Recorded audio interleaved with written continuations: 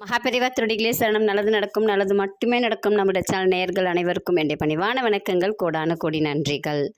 இன்னைக்கு இந்த பதிவில் என்ன பார்க்க போகிறோன்னு பார்த்தீங்கன்னா, ரொம்ப மன உளைச்சலாக இருக்குது, ரொம்ப ஒரு நரக வேதனையாக இருக்குது, என்னால் முன்னேற்றம் அப்படிங்கிறது பார்க்க முடியல, என்னால் எந்த ஒர்க்கையும் செய்ய முடியல அப்படின்னு யோசிக்கிறவங்களுக்கு நான் ஜாதகம்லாம் பார்த்துட்டேன், ஆனாலும் என்னால் என்னுடைய பிரச்சனையிலேருந்து வெளியில் வர முடியல அப்படின்னு நினைக்கிறீங்கன்னா, உங்களுக்கு ஒரு பெஸ்ட்டு சொல்யூஷன் தான் நான் சொல்ல போகிறேன். ஏன்னா நான் கொரோனா டைமில் நான் ரொம்ப கஷ்டப்பட்டேன். அப்போது நான் யூஸ் பண்ணது தான் இது.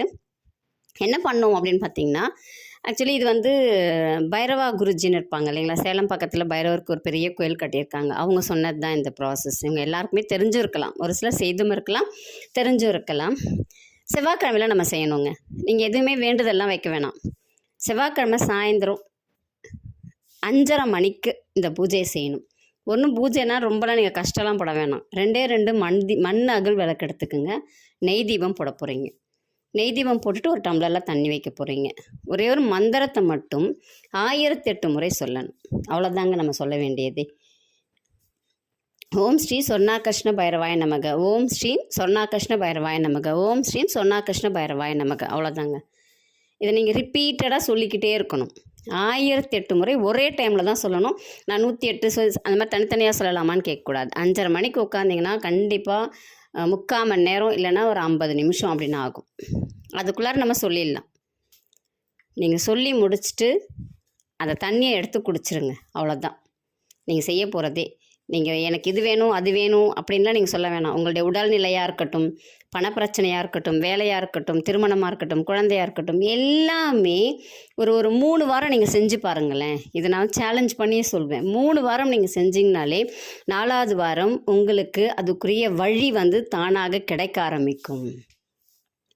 பைரவர்கிட்ட நம்ம சரணடைகிற மாதிரி வேறு ஒன்றும் இல்லை.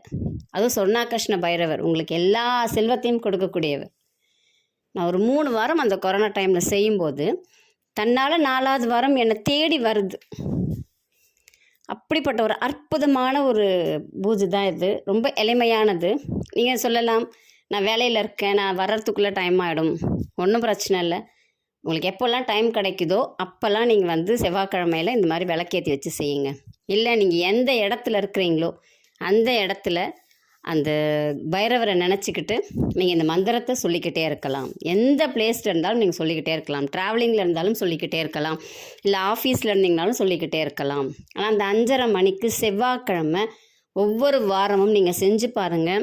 உங்களுக்கே தெரியாமல் உங்கள் வாழ்க்கையில் பலவித நல்ல மாற்றங்கள் வர்றதை உங்களால் கண்கூடாக பார்க்க முடியும். அற்புதமான மாற்றமாக இருக்கும், ஏற்றங்கள் இருக்கும். நீங்கள் கேட்கவே வேணாம், எதுவுமே கேட்க வேணாம், தானாக உங்களுக்கு நடக்கும். நம்பிக்கை மட்டும்தான் உங்களுக்கு வேணும். கொஞ்சோண்டு நீங்கள் உங்களுடைய முன்னேற்றத்திற்காக ஒரு 3/4 மணி நேரம் நீங்கள் ஒதுக்க போகிறீங்க. அவ்வளோதான் நீங்கள் செய்ய போகிறதே. எல்லா வீட்லேயும் நெய்யுங்கிறது இருக்கும், மண்ணகல் இருக்கும். ஏற்றி வைக்க போகிறீங்க, ஒரு டம்ளரில் தண்ணி வைக்க போகிறீங்க, மந்திரத்தை சொல்ல போகிறீங்க. அவ்வளோதாங்க. ரொம்ப எளிமையான வழி. செய்து பலனடைங்கள். நன்றி, வணக்கம். நல்லதே நடக்கும்.